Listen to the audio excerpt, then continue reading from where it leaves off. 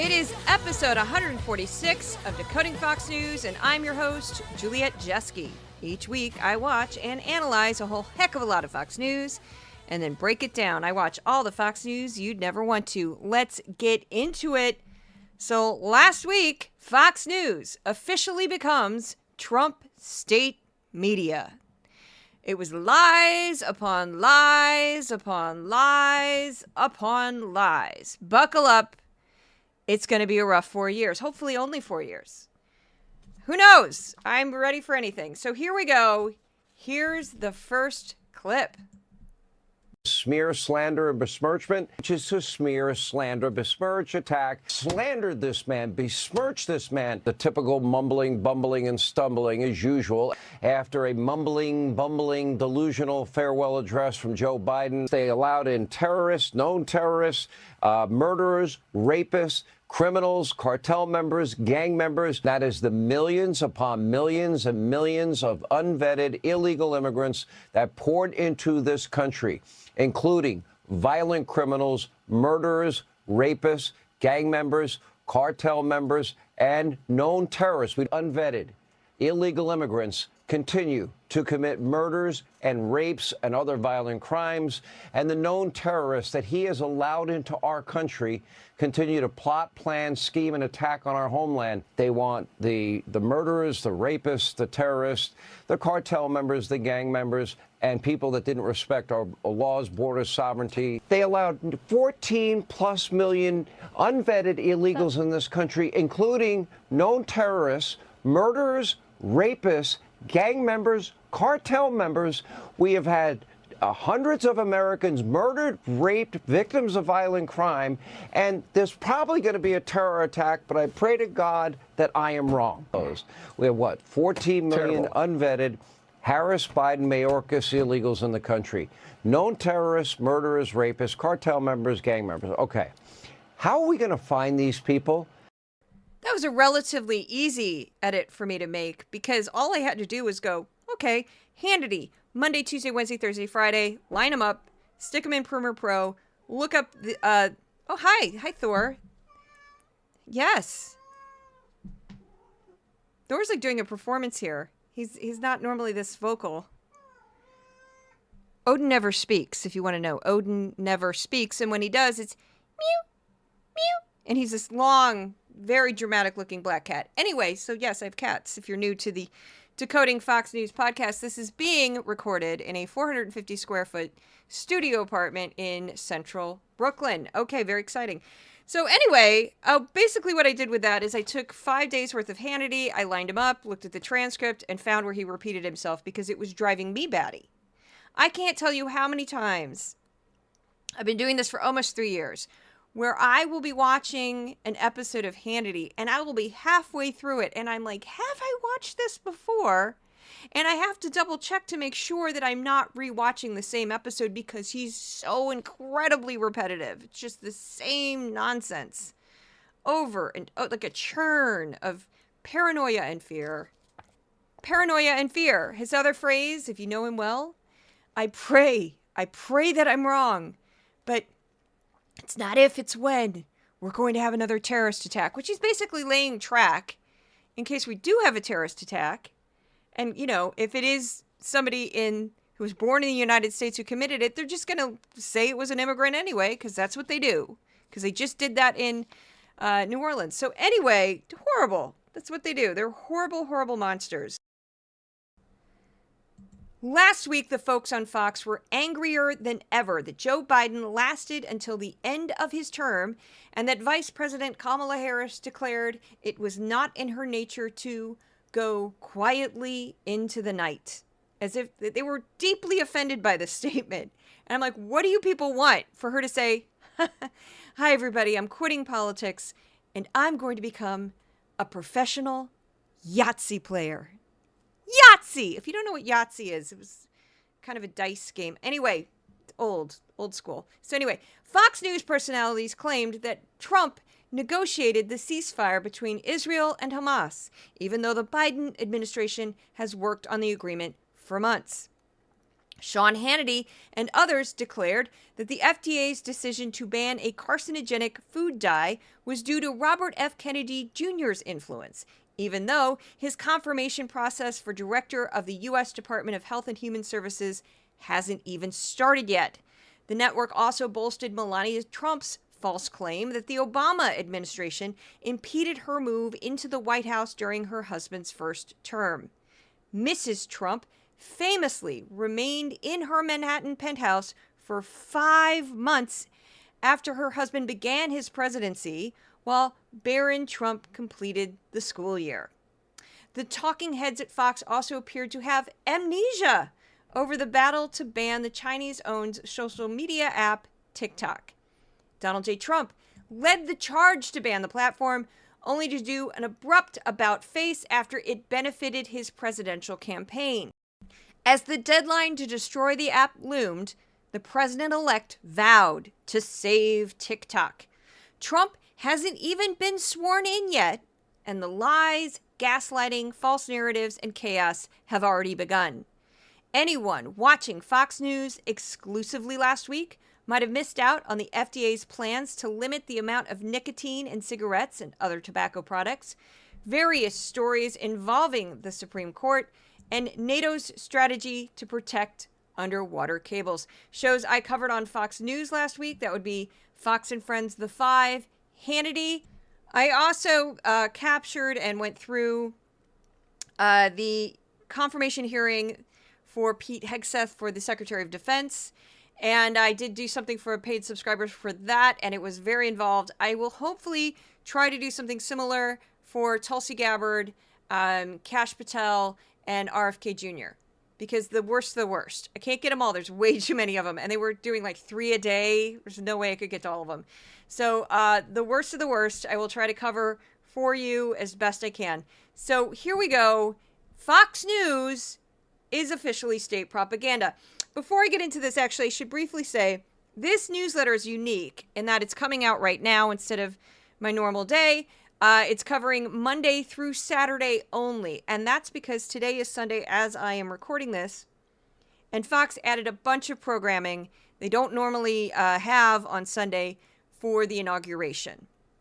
My plan, I already captured all of it. I haven't looked through it yet, is to go through that, to go through tomorrow, compare it to PBS, which I will also be doing. I'm not sure what I'm going to do with this. It's similar to the election. With the election, I had no idea who would listen to that podcast, but it actually overperformed. I think because I went back and forth between Fox and PBS and kind of took the edge off of it a little bit. I'll be doing the same tomorrow. That's the plan. So I had to get this in early. I have no idea when I'm going to be sleeping. It's been brutal. Brutal. Just working nonstop. So here we go. Fox News is state propaganda. Last week, Sean Hannity fully embraced his role as the chief propagandist for Donald J. Trump's administration. Hannity never really admitted that he turned into a shilling sycophant, but that's what he's become. On Tuesday, the longtime Fox News host proved he had absolutely no self-awareness as he lambasted other media companies. They're living, it's as though the election never stopped for them. They continually lie to their audience.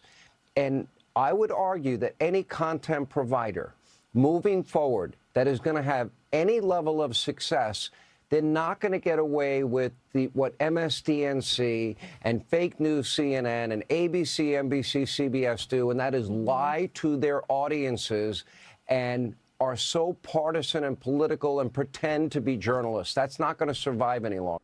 My apologies. I accidentally clipped that audio clip a little bit too much at the end there. He says they can't survive any longer. Survive any longer. Like, na, na, na, na, na, na. That's actually from Young Frankenstein. But yes, that sort of like tiny violin, you know, as he's like, oh, they can't go on. They can't go on with their partisan media. As he says this on the most partisan of partisan media in the United States. Oh my goodness. They don't even try. They don't even, you'll hear it in the next clip. They don't even have pretense that they're a news organization. It's just straight up Fox state propaganda, or Trump state propaganda, as I should say. Same thing. Fox Trump, same thing. Same thing. Fox Trump.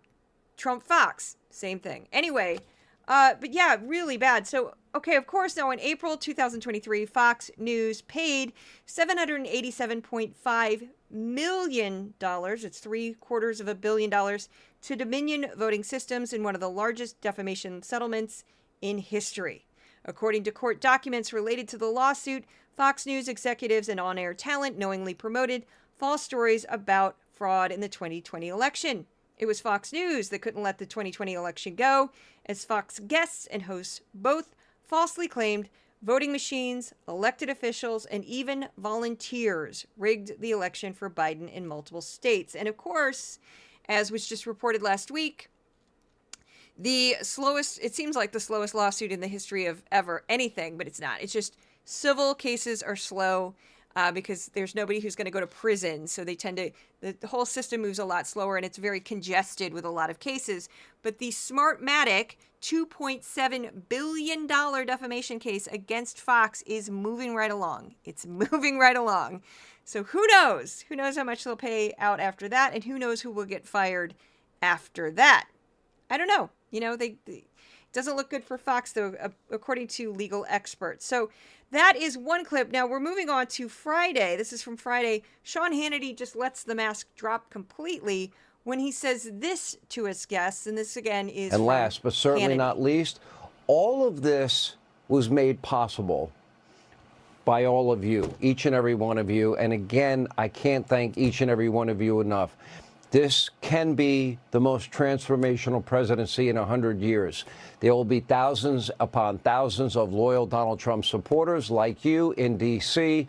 celebrating what is a new day in America that would have been, would not have been possible without all of your hard work, your effort, your perseverance. And many of you watching tonight, you have stuck with Donald Trump through thick and thin, through trials, through witch hunts, through early morning raids, dishonest smear campaigns, 2 assassination attempts. Many of you were shunned, you were censored, you were harassed simply because of your deeply held political beliefs. But you hung in there, you did the right thing, you fought hard for what you believed in. And because of all of you, Donald Trump now has a mandate to return America to what I'm calling constitutional order. Now, what that actually sounds like to me is an old guy from Long Island in some big gym, one of those big suburban gyms, with like falcons on the wall. I have no idea if there's a Falcons team in Long Island, but there is. I'm just saying it. So falcons on the wall, and he turns to this group of volunteers and he gives that pep speech. You did it. We did it. We did it together. Like, come on. You're supposed to be a news channel. It's ridiculous. Absolutely ridiculous. I get you're an opinion show, but this is over the top ridiculous. If MSNBC did that, you'd be out. You'd be screaming for days. You'd play the clip over and over again. So this is from later, same program, more of this pep talk.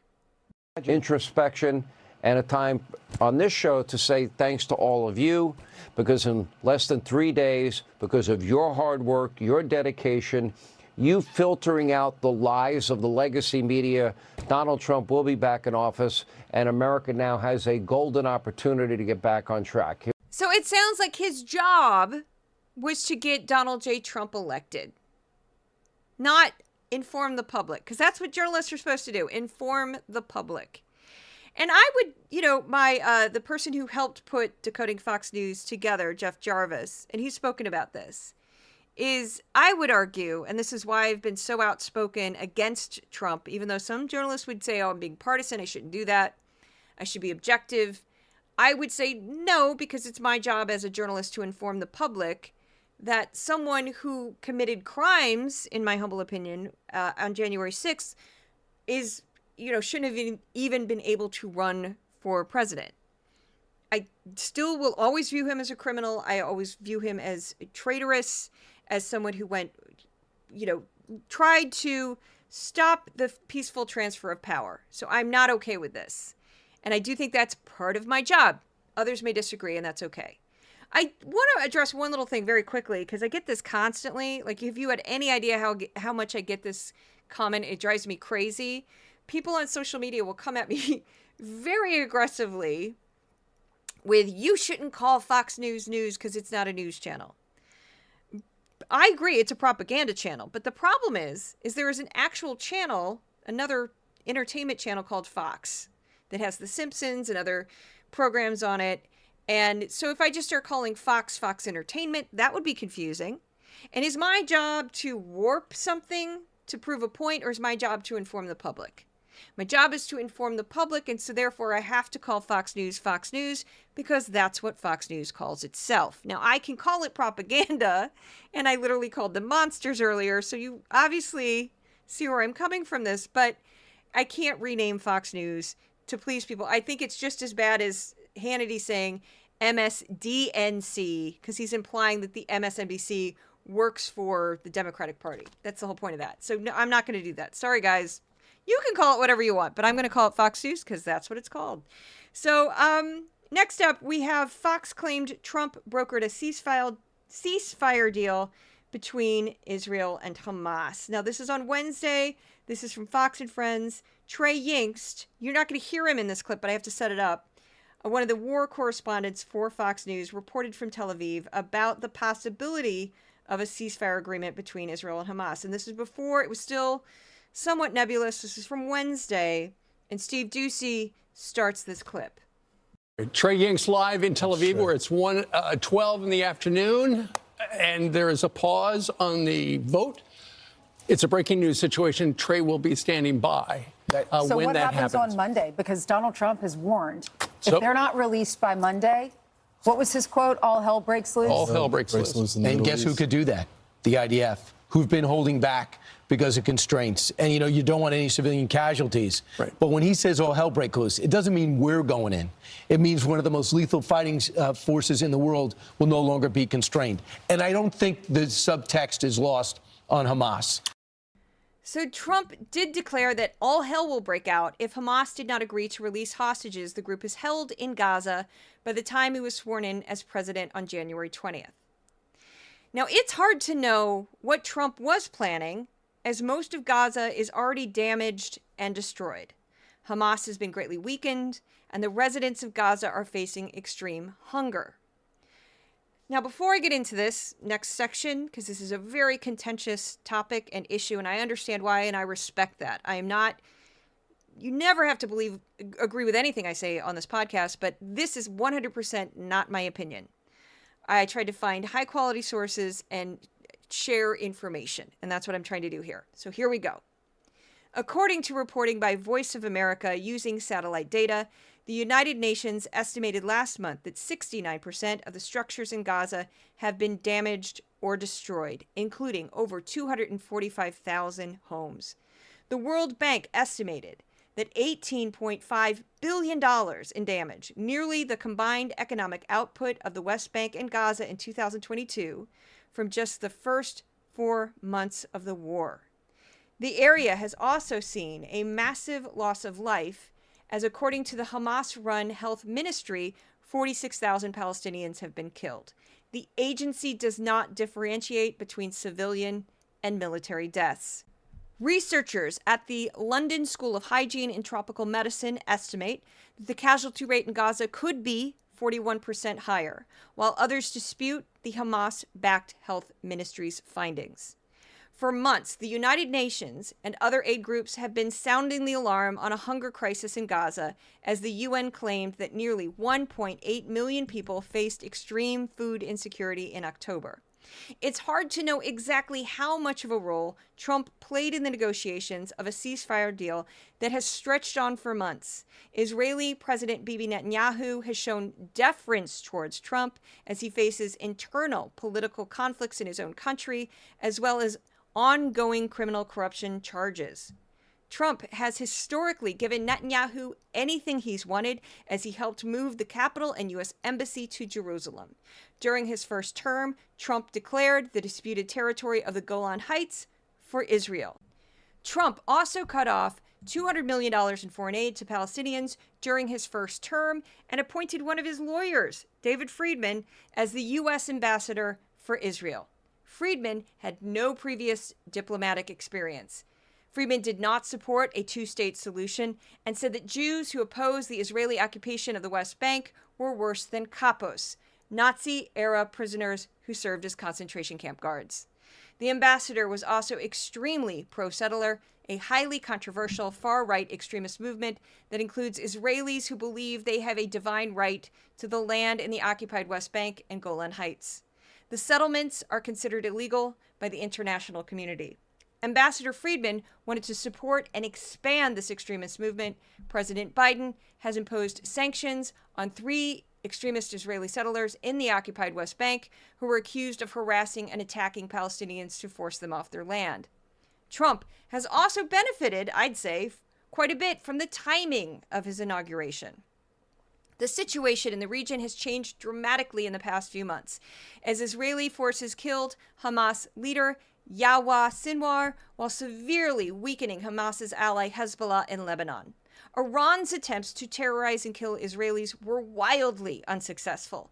If Trump made the same threats 6 months ago, Hamas leaders might have felt they had a better hand against Israel. The ceasefire will also roll out in stages, as so far only 3 hostages have been returned to their families in Israel after being held in Hamas for 470 days. The first phase of the ceasefire calls for 33 hostages to be released over a 6-week period, while Israel will release at least 1,700 Palestinian prisoners. During the ceasefire, humanitarian groups will be able to get food, water, clothing, medicine, fuel, and malnutrition treatment to over 2 million people in the badly damaged Gaza region. A spokesperson from the WHO, World Health Organization, estimated that up to 500 to 600 trucks a day could deliver aid to the war-torn area. So due to the complicated nature of this ceasefire and how it's being rolled out over a period of weeks in phases, and it's very tenuous, this whole situation is very tenuous, I'm not sure yet if this is really over. And that's, that's the only opinion you're going to hear on this. The rest is basically things that I was trying to show the difference between Trump and Biden and their relationship with Bibi Netanyahu and the history that we know that's just been established of Trump's history with Bibi Netanyahu. The only thing that I would be celebrating now, and we don't really know what the heck happened with Trump and Biden, it does seem like the timing's a bit perfect. Netanyahu would definitely benefit from having Trump back because he seemed to agree with him on more. That's why I went through all of that history, including that extremist ambassador. So, I don't know.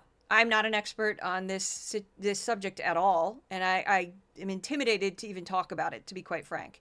But I will say that there are 2 things that we can celebrate, and that is that 3 young women who are at the very start of their lives have been returned to their families and they are safe, and that humanitarian trucks will help the children and families of Gaza who desperately need food, water, fuel, clothing, blankets, the whole 9 yards. So that is something to celebrate. But I found, Fox does a terrible job with this conflict. They're ridiculous, like just assuming that all Trump had to do was make a tweet or say a statement and it's all resolved. I think that's ridiculous. I don't think that's what happened. I think it was far more complicated than that. And I do, I think that our State Department tried desperately to deal with the situation. I will withhold my opinion about it because that's not my job. My job is to inform the public, it's not the Juliet Jeske politics show. Oh, I would never want to do that. Trust me. Okay, I'm laughing now. I would never in a million years want to be a pundit. No. I'd only want to do a show about I love cats. I love cats. It's the I Love Cats show where we talk about cats. Okay, because I just don't.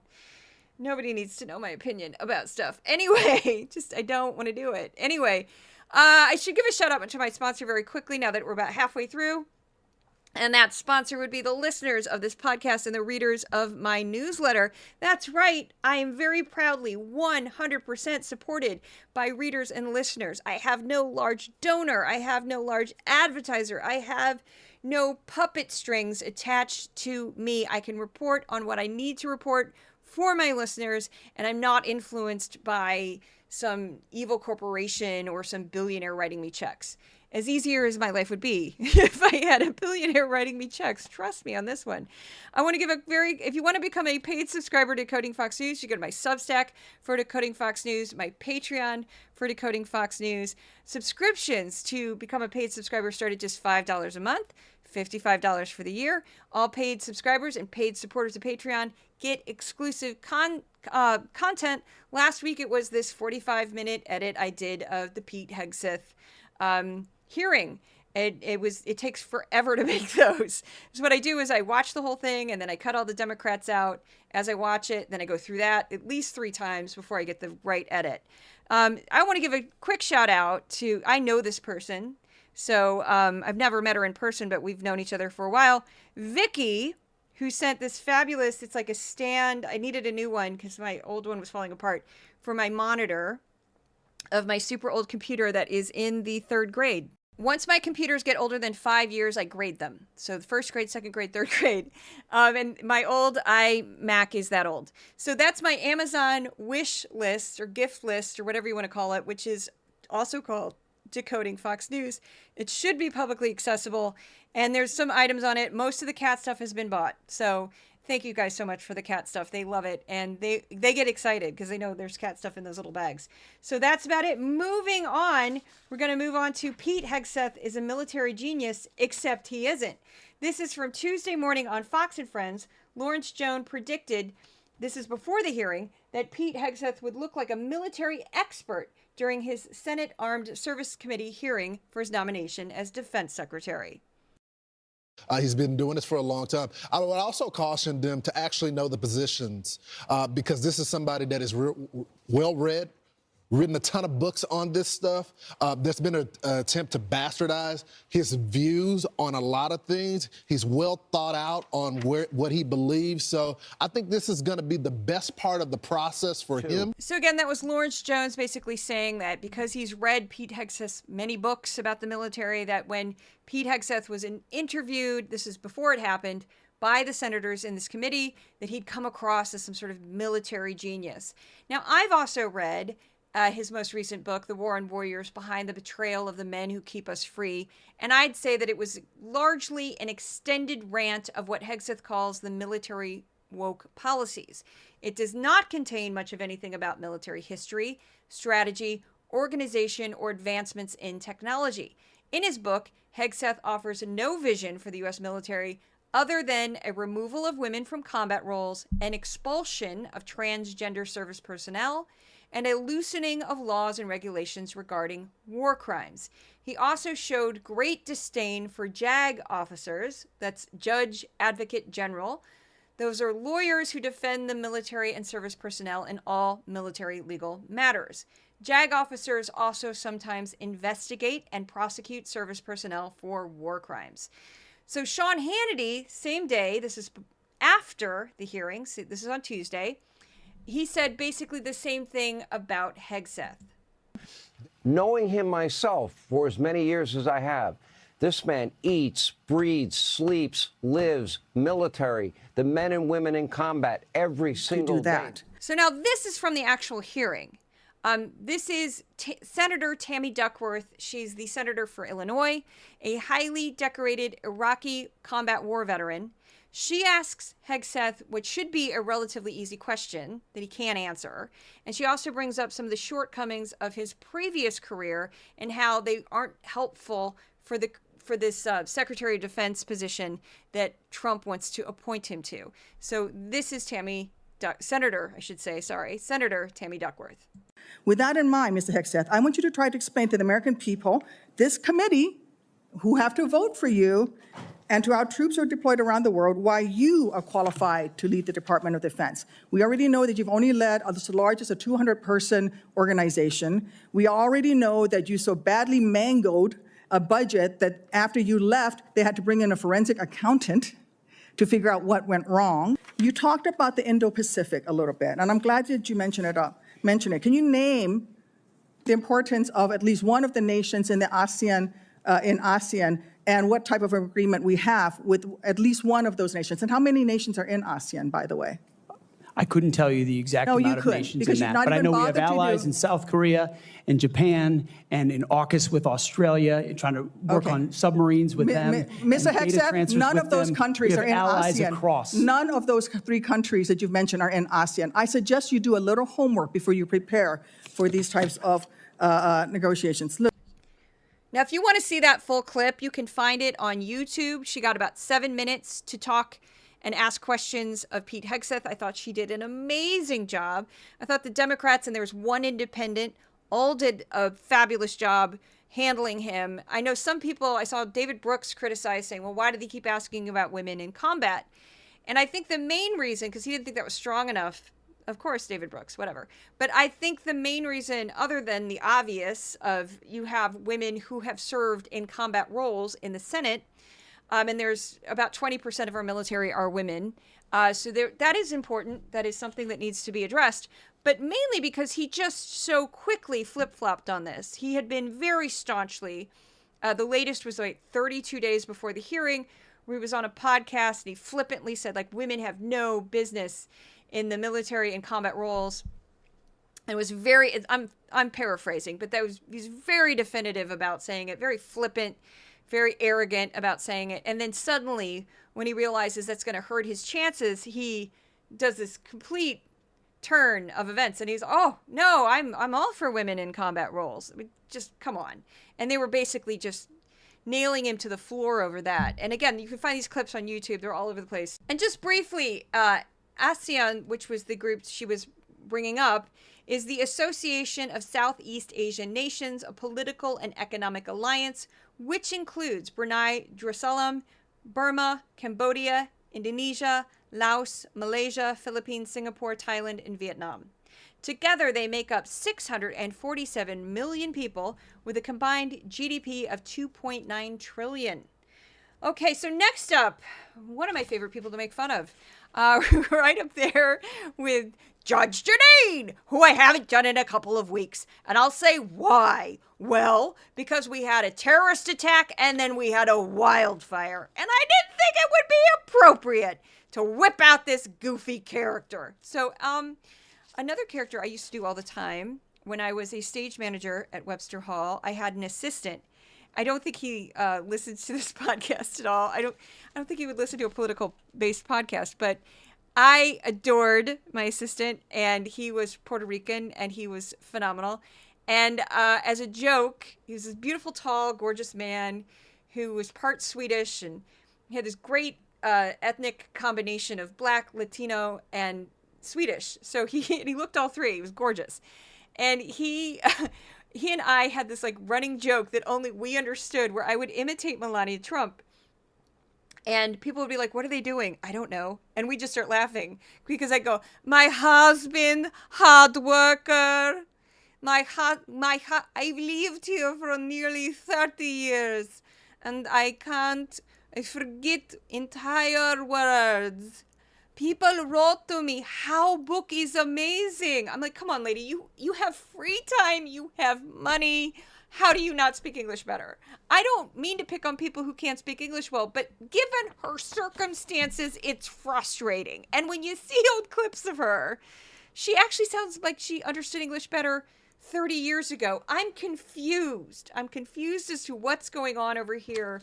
But anyway, here's Melania Trump, and I don't like to say lie due to legal liability issues, but I'll just say inventing a history, there you go, about the Obamas. Here we go. And this is Monday, Fox and Friends. She's talking to Ansley Einhart.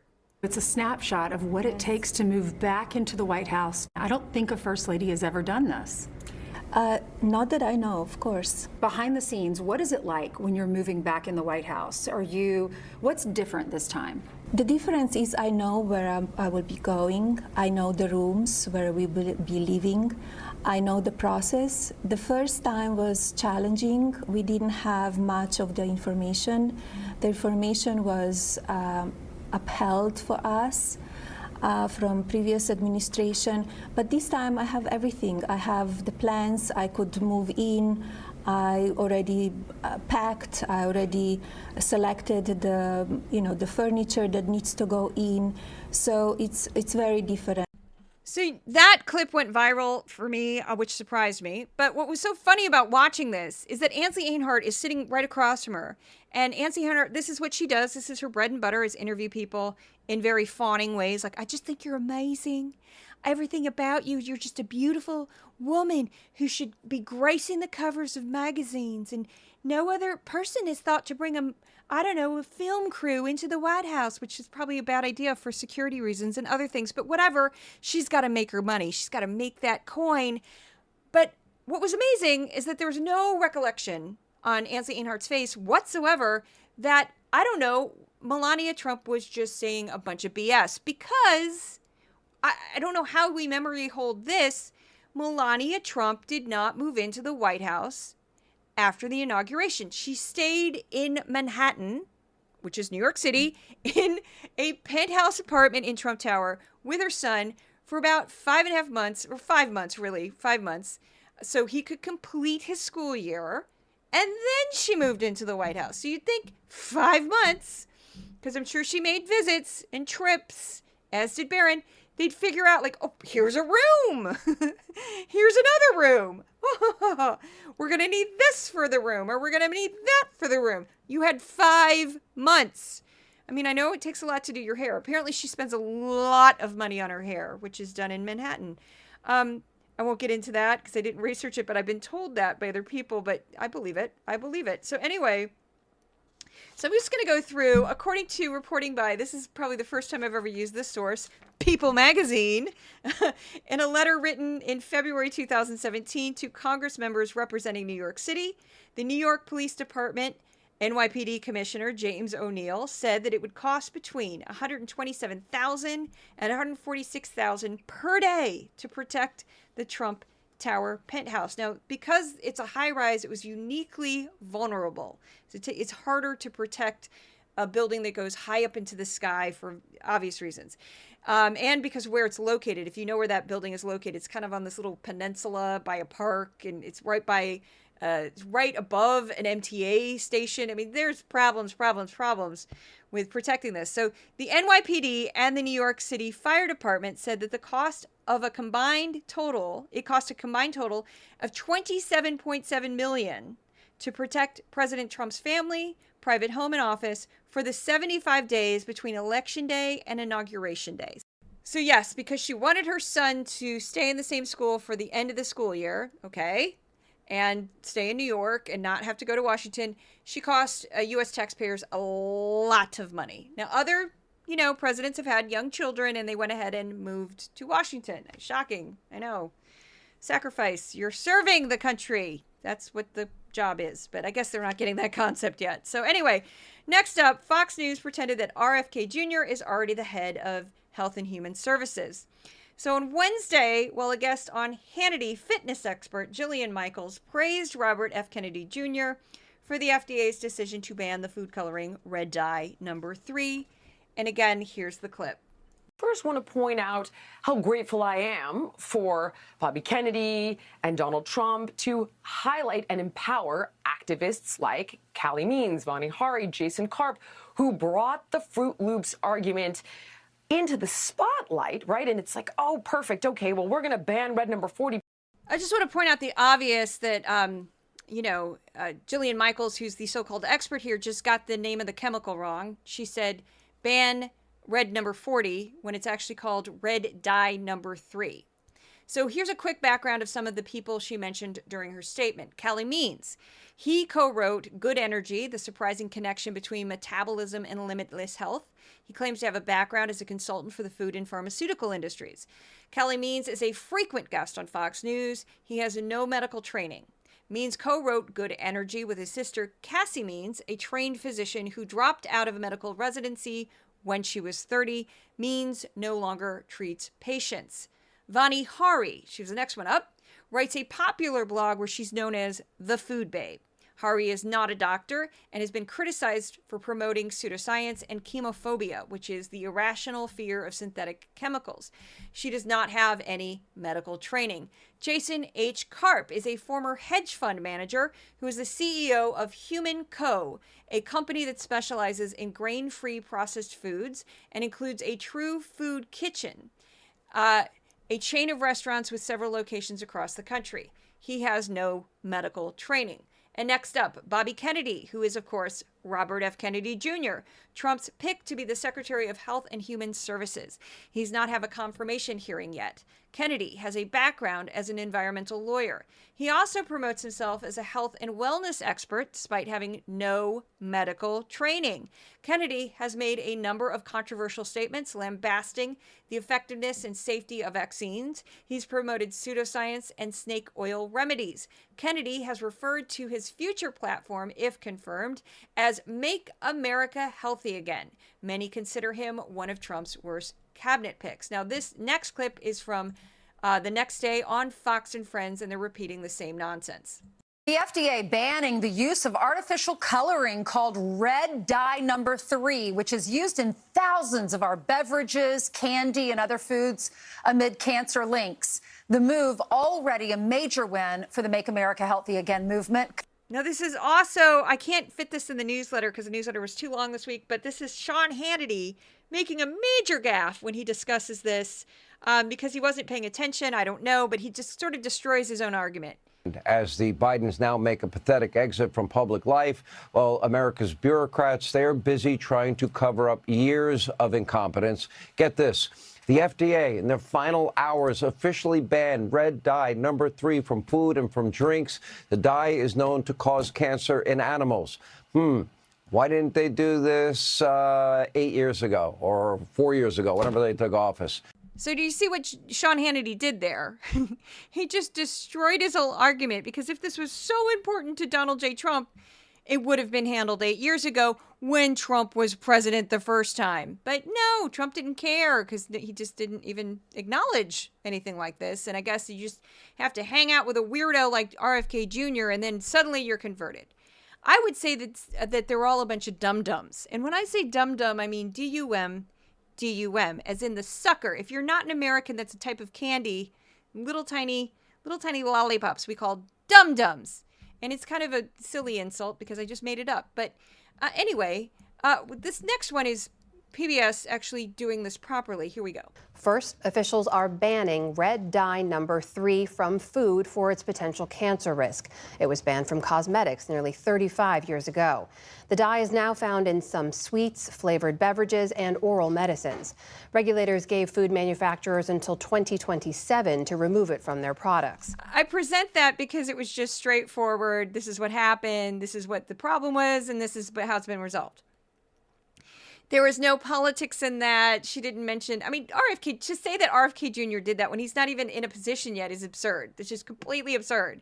And the EPA actually was banning stuff like crazy under the Biden administration, and he was trying to work on lead in pipes, and there's a lot there. I don't have time to explore it all, but this is not unexpected at all for the Biden administration. So next up, and very quickly, I will say, I promise you, my listeners and readers, and I don't mean to make fun of someone, but I'm going to kind of make fun of someone a little bit. I'm going to make fun of RFK Jr. I will never, I vow to you, ever do anything untoward with RFK Jr.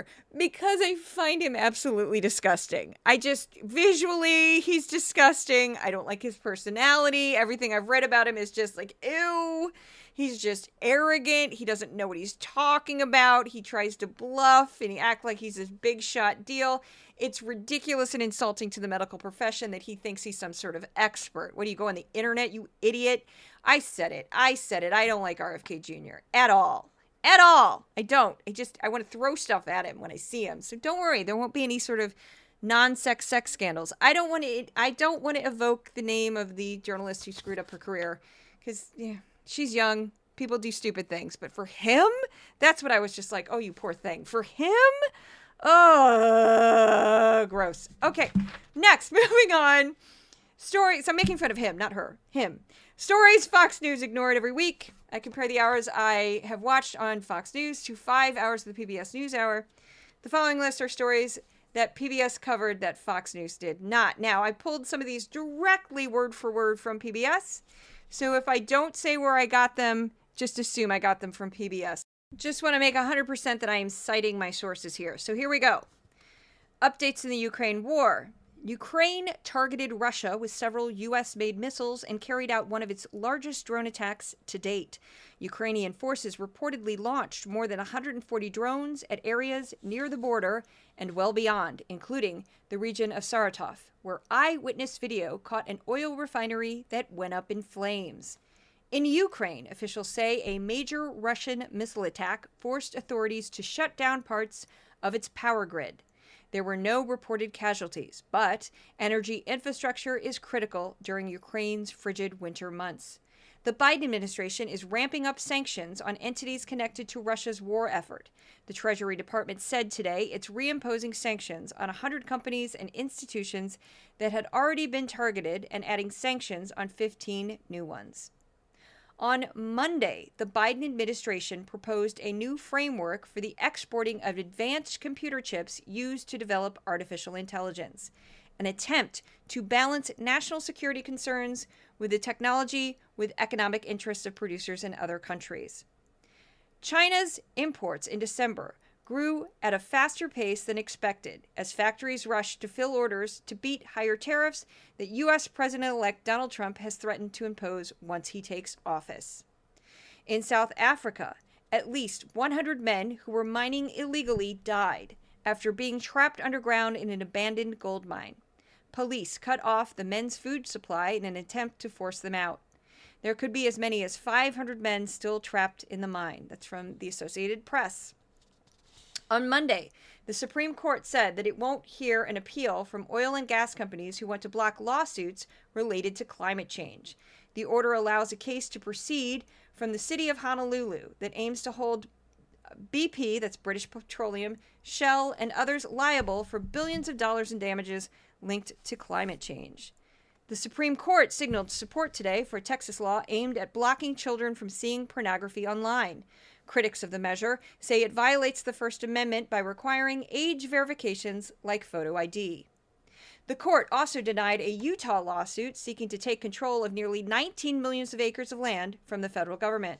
It also sidestepped two gun-related cases, one in Maryland related to handgun licenses, and the other a challenge to Delaware's ban on assault-style rifles.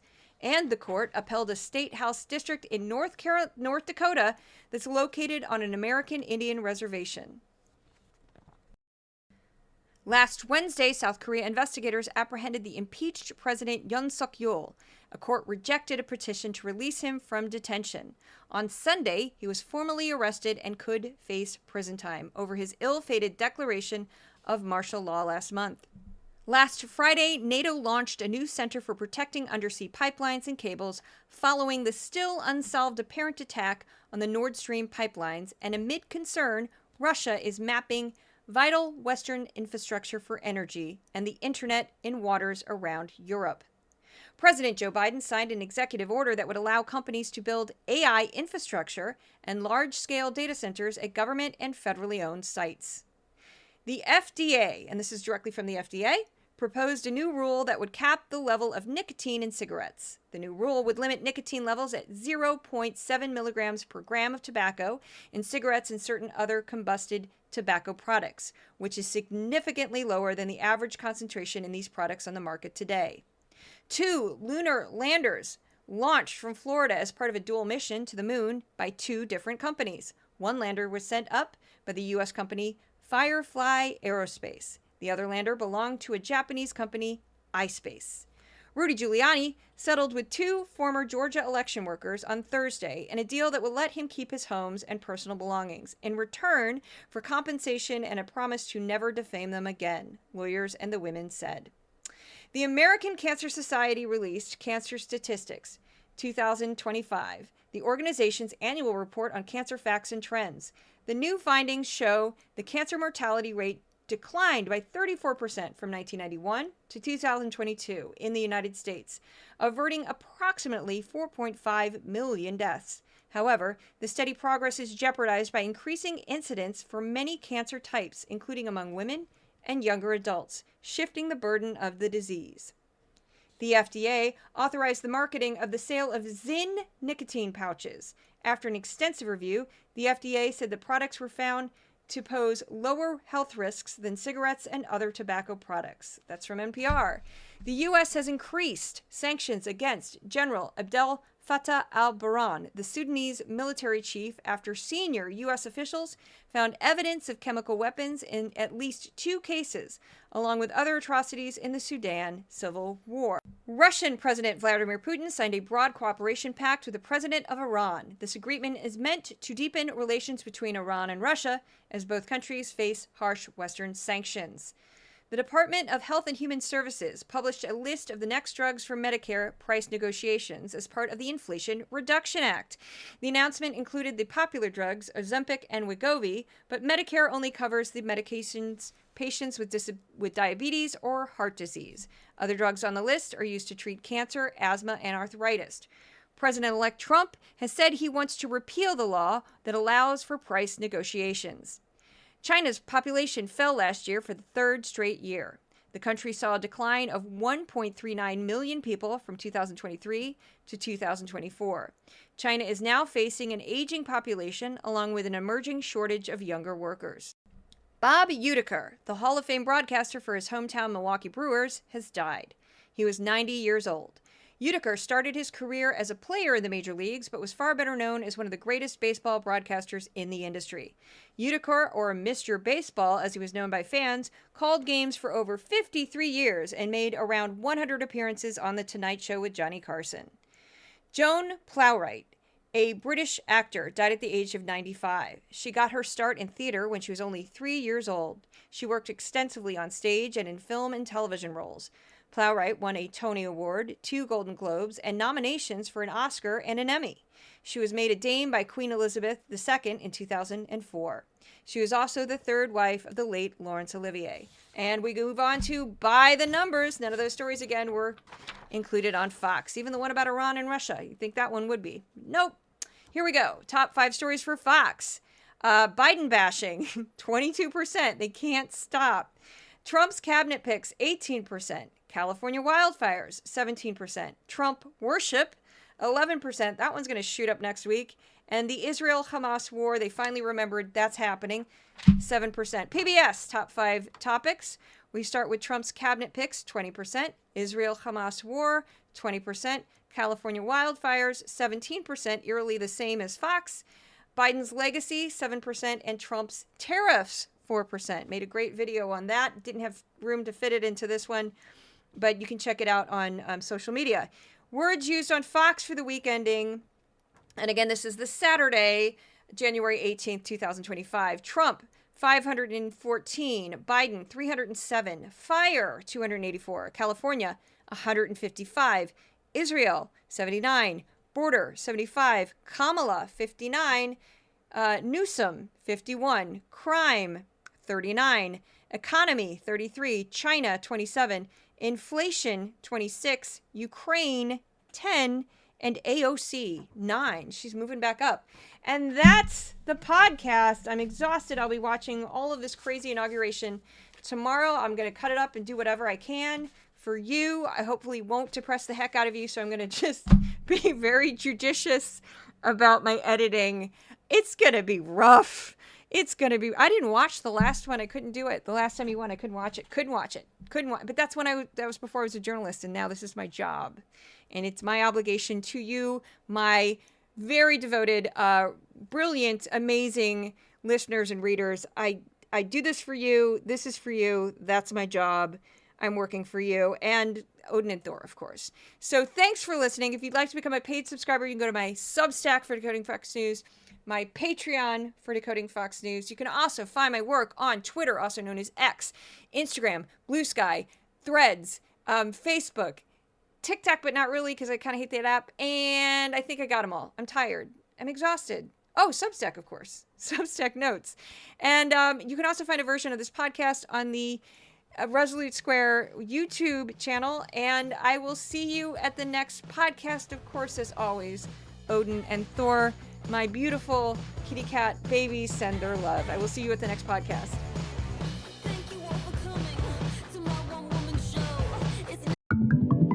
Resolute Square.